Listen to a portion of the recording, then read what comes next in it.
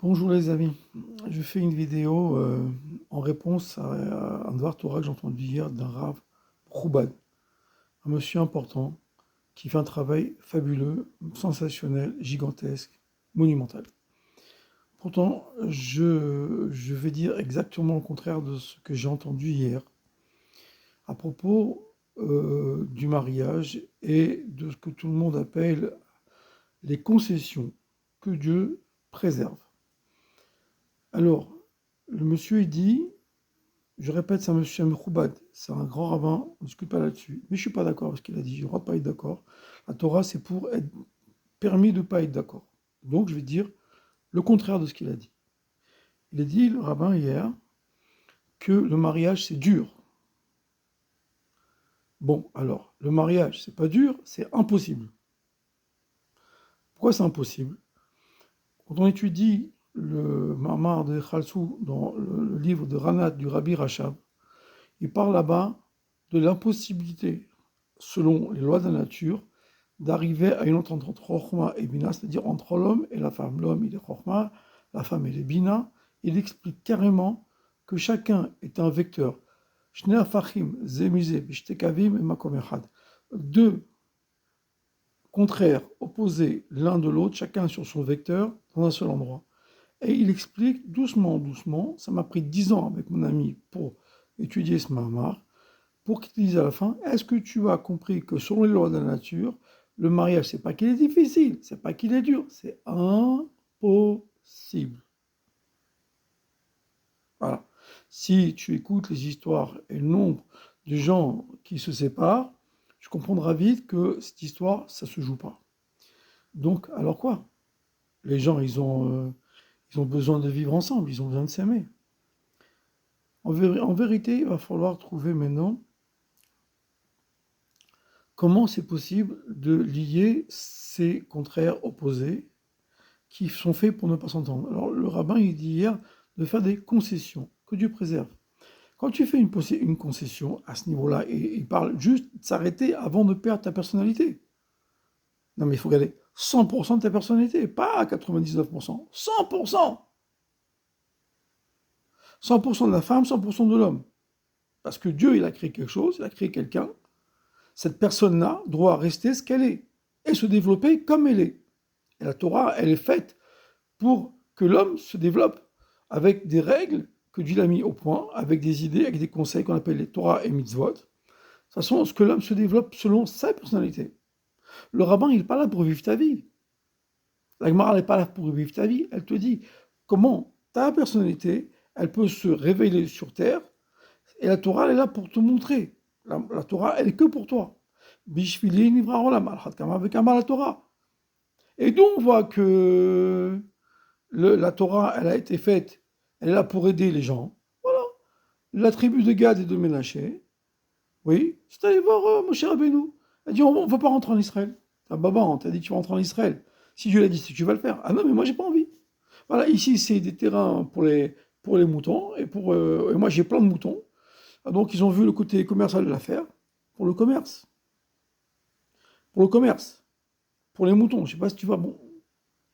Et ici, il y a plein d'herbe. Alors, on va s'installer ici, des champs à perte de vue. Et en Israël, c'est interdit de faire grandir les moutons, parce que ça enlève l'herbe, parce que les moutons, ils cassent tout. Hein. Les chèvres et les moutons, ils mangent tout. Et donc, Dieu, il a arrêté une loi entière que le peuple juif va rentrer en Israël. Pourquoi? Parce que des juifs, ils ont dit, non, moi, je ne veux pas. Je veux aller rester en dehors d'Israël. Et là-bas, c'est devenu Khoutsalah reste en vérité avec des lois qui correspondent à Israël. Donc, on voit que la Torah, entière, Dieu lui-même, il, il prend la forme de la volonté du juif. Donc, la concession en rapport à une femme, mais si c'est ta femme, il y a un truc qui cloche là. Donc, le rabbi de Lubavitch, il s'oppose de toutes ses forces, de toute son âme, de tout son pouvoir, contre les concessions. En pshara. Il n'y a pas de concession. Alors quoi?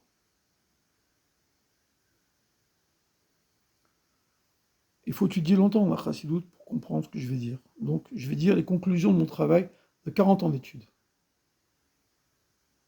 Et je suis prêt à étudier avec quelqu'un Sur le texte que j'ai étudié, vous avez l'écouté Torah, et plein de livres que j'ai ici derrière moi, là, que vous voyez, qui sont faits pour étudier. Celui qui veut, on s'assoit, on apprend. L'homme, il est là pour permettre à son épouse de se révéler à 100% dans toutes ses forces, au maximum de ce qu'elle est. Et la femme, elle est là pour permettre à son mari de se révéler à 100%, à fond, au maximum de ses forces à lui. L'homme, il est fait pour libérer la femme, et la femme, elle est là pour libérer l'homme, pour lui permettre d'aller au bout de ses forces. Et maintenant, qu'est-ce qui se passe? Tout le monde dit que l'homme, il complète la femme, et la femme, elle complète l'homme.